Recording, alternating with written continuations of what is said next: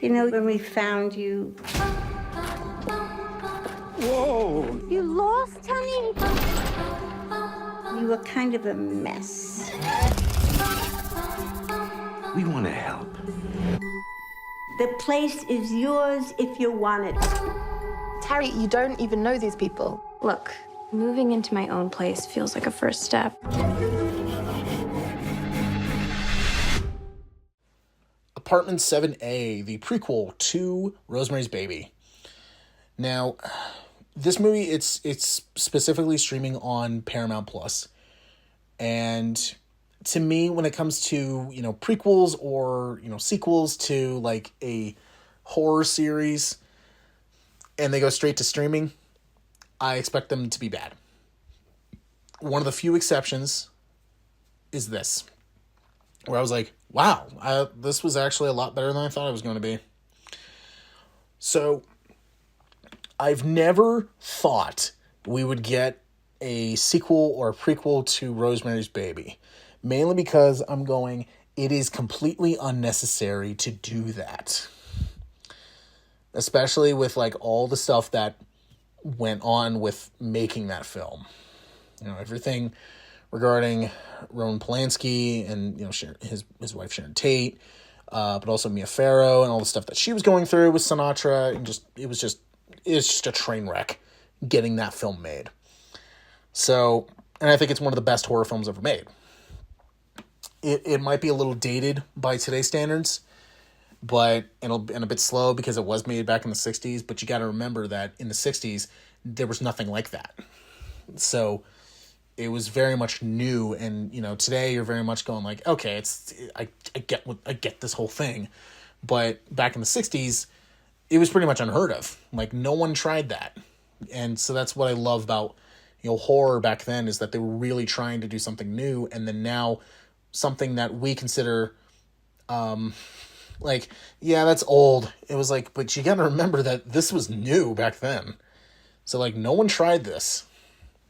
So, but Rosemary's Baby is just one of those movies where I'm just like, I don't think anything regarding a remake, reboot, spin-off, sequel, prequel, whatever, is completely unnecessary. This one, I was taken aback by it. Because as I was watching, I was like, they actually put a little bit more time into this than I thought they were going to do.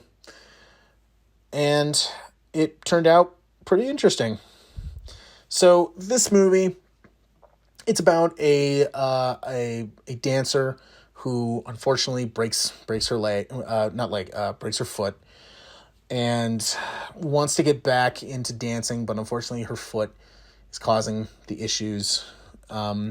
So she ends up becoming very depressed, and then she moves into this like apartment complex moves to the apartment complex and the same floor as Rosemary did in the movie. But this is before that. And I will say that the couple that take her in, they are Kevin McNally and Dianne Wiest. Really good, especially Dianne Wiest, who I think is a very underrated actress. I mean, I crack up. I find the movie funny, but she's very good in The Birdcage. With the Robin Williams, Nathan Lane, her and Gene Hackman movie. Every time that's on, I just always get a laugh out of it because it's just really funny and it's really smartly written too, and I think is one of Robin Williams' most underrated films. But Dianne Wiest, I feel like is a very underrated actress, and with this movie, she gives it her all, and they are great, and she is creepy. She is very, very creepy. She has that like nice, super nice, approachable, almost grandmother look, like heartwarming grandmotherly look to her and feel to her.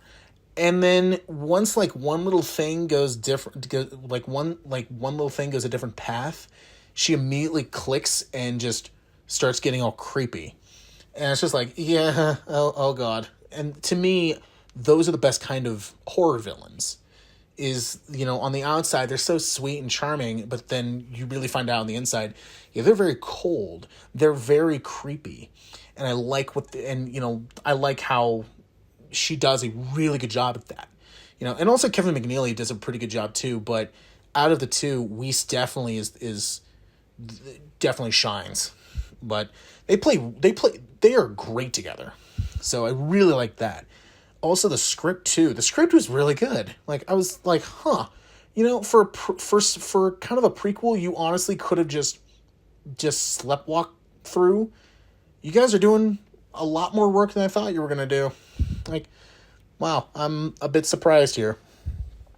At times, I will say, now to the kind of stuff I didn't care for, there are times where it's a little bit slow, but it picks up again pretty quick. So, minor complaint there. But towards the third act, it does kind of get a little predictable. And I actually did guess what was going to happen like 5 minutes before it happened. So I'm like, I feel like you guys are going to do... Oh, yep, there it goes. So it wasn't one of those like, I guess what happened. Like, that's, that was lame. It was one of those, like, I guessed it because it's the only thing I can think of in this situation. Like, how is this going to progress? How is this going to continue forward? And what they did and what I thought was going like, that's pretty much the only way. Like, at that exact moment, that's the only way you can go. So it's kind of like a, yep.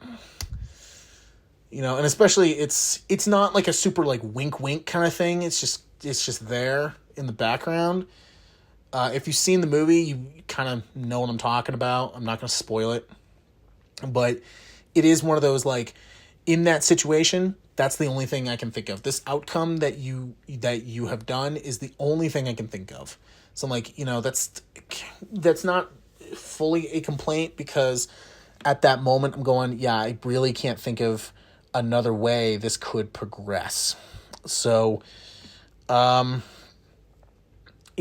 honestly a movie that everybody could have just sleptwalked through, they took it very seriously and was very surprising. It very much reminded me of something like The First Omen.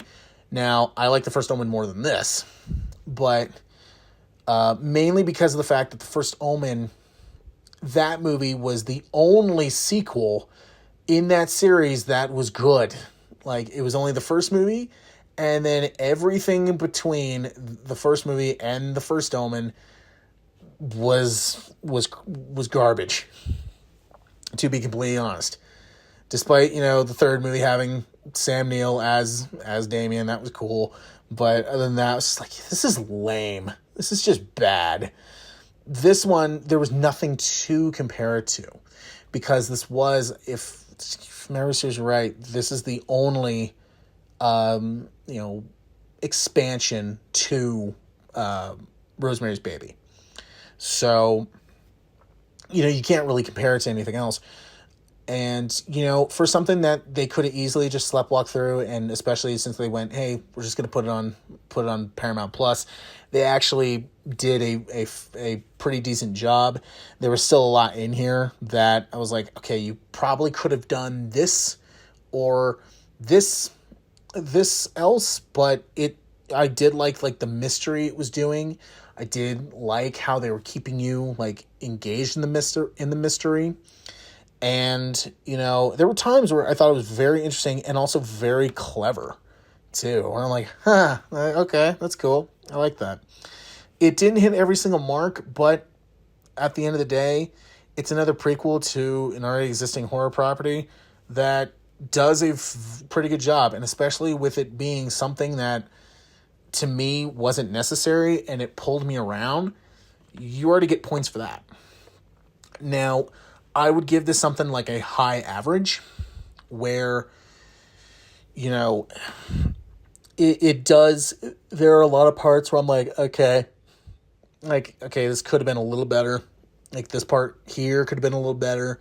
But at the end of the day, they mostly succeeded with what they were trying to do, and I was engaged the whole time. It was very interesting the whole time. It was very clever for some stuff they were doing, and also at times kind of ballsy, where I'm like, yeah, a lot of movies would not really want to go this route, but you guys did it, and look at you. You guys actually pulled it off.